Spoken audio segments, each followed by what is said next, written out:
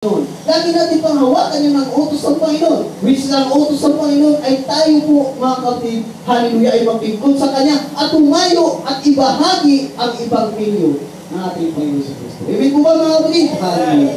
Yet, sabi nga, mga kapatid, without grace of God po, mga kapatid, sabi niya, all is vain po, mga kapatid. Hallelujah. Kung wala ang grasya ng Panginoon, hindi pinagkaloob ng Panginoon ang kanyang katawan natin sa krus ng Kalbaryo, ang lahat daw po, mga kapatid, ay walang kaguluhan, mga kapatid. Hallelujah. Eh po, mga kapatid. Ang pananampalataya, ang pagsisisi, ang bautismo, ang salvation, mga kapatid. Hallelujah. Lahat po, mga kapatid, walang kaguluhan, mga kapatid, kung ang Panginoon ay hindi na napako sa krus ng Kalbaryo.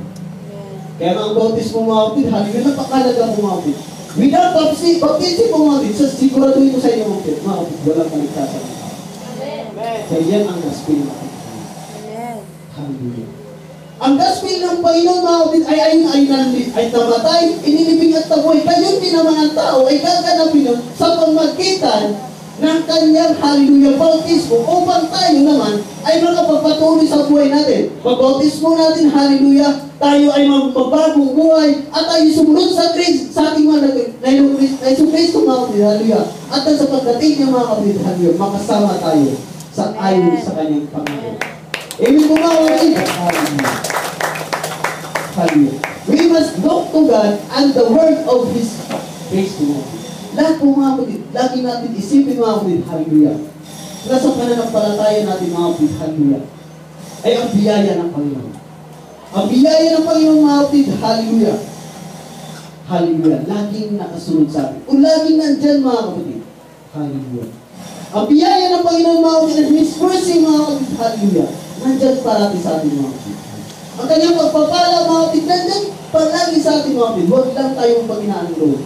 Ang pagpapala ng Panginoon, mga kapatid, nandyan palagi sa atin na minsan ba sinasabi natin, mga kapatid, hallelujah. Andyan pa kaya, Lord? Ako man, mga kapatid, dati, ginagawa ko yung mga kapatid. Kasi dati po, mga kapatid, pagka nag-pray ko ako, mga kapatid, iba kasi tayo, mga kapatid, minsan mayroon tayong reaction, mga kapatid. Na pag nag-pray tayo, mga kapatid, parang gusto ba natin agad-agad tayo?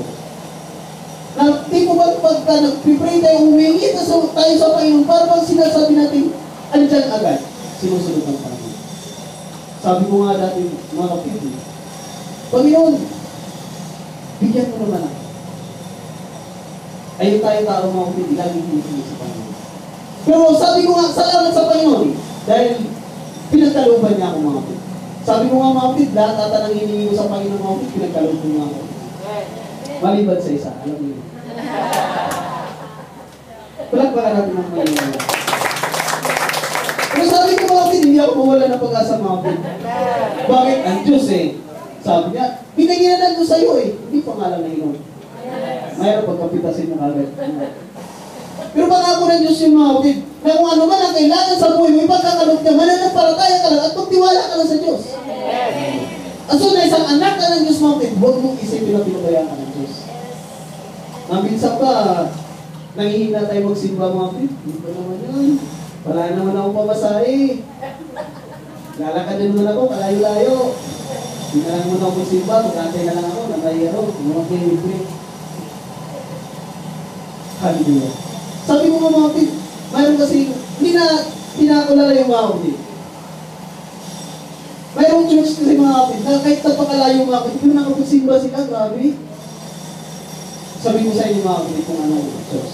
Ang church ni Pastor Louie po mga kapatid, doon ako namamama mga kapatid sa mga kapatiran o sa mga anak na Diyos mga kapatid. Kasi minsan ang service nila mga kapatid sa Quezon City, sa minsan sa Strobot, mga kapatid. Pero yung iba niyan mga kapatid, alam ko ba kung saan galing? Bulacan, Sagaray, minsan saan nakakarating mga kapatid. Yung iba mga kapatid, para lang mga pusiba mga kapatid, naglalakad din mga kapatid. Hindi man siguro nilalakad nila mula Bulacan hanggang mga kapatid, pero may time na naglalakad sila mga kapatid. Doon lang naman sa area nila banda mga kapatid. So, nagsalita mo mga kapatid, kung naglilingkod ka sa ating Panginoon mga kapatid, nandun talaga yung pagsisikap Kahit wala kang pumasay, sige lang, maglakad ka na lang. At least, ang Diyos pinagpala ka naman. Yung binigyan ka ng kalusugan Ay, kung nagkasakit ka. Kung nagkasakit ka, baka maglakad ka mo ba? Diba? Kaya minsan sabi ko, napakaharap siya. Kaya nga minsan, ang prinsipyo nga ng ibang pastor narinig ko. Kahit malayo, sige. Punta tayo doon. Mayroon naman maglilibre eh. Wag na lang, ibalik na natin ang karaan na naman. Masasaktan na sila. Basta tayo mga kapatid, hallelujah. In times of trouble mga kapatid, in times mga kapatid, hallelujah, na mayroon tayong problema mga kapatid, huwag tayo magtampo agad sa Panginoon. Pagkos, hallelujah, panghawakan natin ang promise sa Panginoon. Ang sabi niya, hindi ko kayo pababayaan, ni iiwanan. Amen. Palakpakan natin ang Panginoon mga kapatid. Sa buhay na ito mga kapatid, sa buhay ng Apostol Paul mga kapatid, napakahirap po mga kapatid. O sasabihin natin mga kapatid, sa buhay ng mga apostol po mga kapatid, napakahirap po yung dinanas nila mga kapatid. Hallelujah. Isipin mo sa pananampalataya nila mga kapatid, hallelujah, andyan yung pinupugutan, andyan yung ginigisa sa mantika, ano pa naman kayo dito? Hallelujah. Andyan yung tribulation nila, andyan yung binabato sila. Pero ano sabi nila, ang pananampalataya nila sa Diyos mga kapatid, pag kung sa kikita o nakakasama nila na Diyos, ganun-ganun na lang mga kapatid. Hallelujah. Dahil alam nila, hallelujah, na hindi sila pababayaan ng Diyos.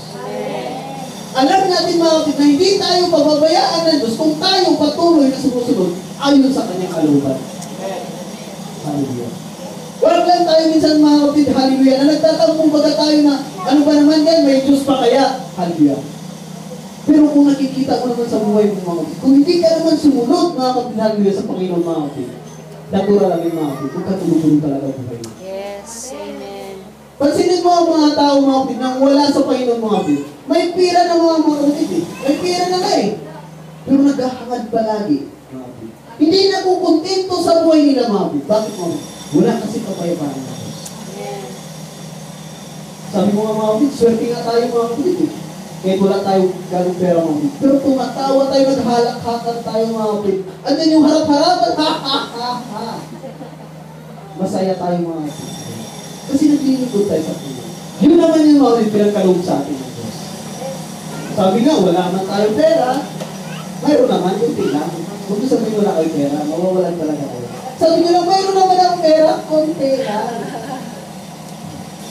Pero ang Diyos ang bibigay sa'yo ng kasiyahan. Yun ang pinakamaganda ng mga. Hindi yung pagka may problema ka, siksi ka doon sa gilid, iyak ka. Oh, bakit hindi ko naman? Hindi mo naman. Siksik ka lang sa gilid. Sabi na, ang problema ay hindi na susolusyon kung hindi ka gumagawa at hindi ka lumalapit. Kung lahat ng problema, basta lumalapit ka sa Panginoon tayo, granted natin. Kaya nga ako dati mga kapatid, iyakin talaga ako dati mga kapatid. Bro, kahit iyakin ako dati mga kapatid ha, lagi ako pinipilit ng Diyos. Sabi ko lang, magpa 5 months, 4 months pa lang yung mga kapatid ha, 4 months pa lang, magpa 5 months na, matatapos na kontra ko. Lord, alam mo yung trabaho sa Lugpuan. Iyak na naman ako sa sulok, sa ministry lagi. Nalala ko, medyo ako lagi. Umiiyak talaga ako mga kapatid.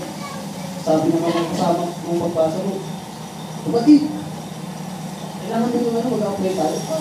Apply naman ako mga kapatid. Kaya habang nagtatrabaho ako sa kumpanya mga kapatid, nag-apply ako sa kabila. Umakabisit ako mga kapatid. Kaya habang, nung natanggap na ako dito, nagtatrabaho pa ako doon. Kung ayaw ko na doon, balik na ako dito. Ganun mga kapatid. Kasi sabi ko, nararamdaman ko mga kapatid. Pero sabi ko nga, sa bawat paghiling mo mga kapatid, basta may kasamang pananampalataya kang karoon sa iyo. Sabi ko sa Panginoon, Lord, bigyan mo naman ako ng walang linggo. Binigay ulit. Lord, bigyan mo naman ako ng walang linggo. Binigay ulit. Sobra-sobra pa. 2 araw lang minsan, wala pasok. 2 linggo, 2 buwan minsan, wala kami pasok. Ano? Pero di ako nagsisi mga kapatid. Sabi ko, hiningi ko to sa Panginoon eh. Ba't ka magsisi? Hiningi ko sa Panginoon. Lord, may naman ako wala sa panuligo. Sabi ng Lord, makulit ka ha. Ayaw mag-intay. Sige, bigyan kita. 2 araw lang sa linggo. Minsan pasok kami sa linggo, wala pas linggo. Oh, sabi ko, ayos ka. Nagpatawa na lang yung mga kapatid. Pero sabi ko nga mga kapatid, wala akong hiningi sa Diyos mga kapatid na hindi pinagkaroon. Basta sabi ko, sumunod lang ako sa iyo, Panginoon. Manghihingi naman ako, pero babangon pa rin ako. Hallelujah. Hindi ako magsasawa maglingkod sa iyo, Panginoon. Kahit may problema man, sakit sa katawan ng Panginoon, patuloy at patuloy ako maglingkod sa iyo. Dahil yun ang gusto mo. Dahil yun ang kalooban mo. Hallelujah. Ang sabi nga ni Pedro mga kapatid, Kung Panginoon mo, hindi ka pupunta ron, hindi na rin ako pupunta ron. Kaya kita ko mga kapatid. Ang sabi ko, Panginoon, hallelujah. Kung wala ka sa buhay ko, ano gagawin ko? Hindi na nga tayo mayaman, wala ka tayo sa Panginoon. Kaya yung iba, masaya din, mayaman sila, kaya wala sila sa Panginoon. Pero tayo mga kapatid, ang tanging kayamanan lang natin mga kapatid ay ang ating Panginoon. Na alam natin sa pagdating ng panahon mga kapatid ay ang kaligtasan naman ang matatanungan. Hallelujah. Alam nila ng mga apostol mga kapatid, maging si Apostol Pablo mga kapatid, na kahit sa kahirapan nila mga kapatid, at pagdating ng panahon nang babawian sila ng buhay mga kapatid, ay makasama nila ang Diyos. Ganun tayo mga kapatid, hindi tayo maghahangad ng mga bagay na hindi naman natin kayang abutin. Kundi ang bagay na yun, aabutin natin, nakasama natin ating mga kapatid. Amen. Hallelujah. Ganun mga kapatid. Sa pag-ibig mo sa Panginoon mga kapatid, hindi ka lang naging masaya dahil mayroon ka.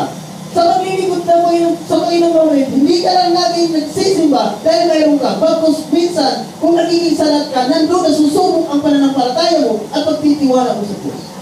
Minsan sinusubok ka ng Diyos na ito, magiging mawalan ka para pakita ng Diyos sa'yo na sincero ka sa paglilingkod mo. Minsan sinusubok ka ng Diyos mga kapatid, hallelujah, para ikaw naman mga kapatid ay magsusumugasing mga kapatid at magiging kalakasan mo naman yung mga kapatid, hallelujah, na sa lahat ng bagay nagtatagumpay ka, hallelujah. Sabi ko nga, ang isang mananampalataya kung puro na lang problema, anong kaya siya? Sumusunod pa kaya siya sa Diyos? Samantala, ang pangako ng Diyos, kung patuloy ka sumusunod sa Kanya at ang kapayapaan ay ipagkaloob naman sa Kanya. Kung magulo ang buhay ng mga kapatid, mag-isip-isip ka. Then ang Diyos mga kapatid, pinagkaloob na yung kapayapaan. So, pinakita lang dito mga kapatid, na sa lahat ng bagay mga kapatid, hindi ka dapat magre-rely sa sarili mo. Pinakita lang ng Diyos mga kapatid, na sa bawat problema dumadating sa iyo mga kapatid, hindi ka dapat magre-rely sa sarili mo. Bagkus magre-rely ka, o magdidepende ka sa Diyos, hallelujah. Sabihin mo, I can do all this. Hallelujah. Palapakan natin ang kanyang mga kapatid. Hallelujah. Namumuhay tayo mga kapatid ayon sa kalooban ng ating Panginoon. At mamumuhay tayo mga kapatid, hallelujah. Hallelujah. Dahil yun ang gusto ng ating Panginoon. Palapakan natin ang Panginoon mga kapatid. At tayo kumain mga kapatid. Hallelujah.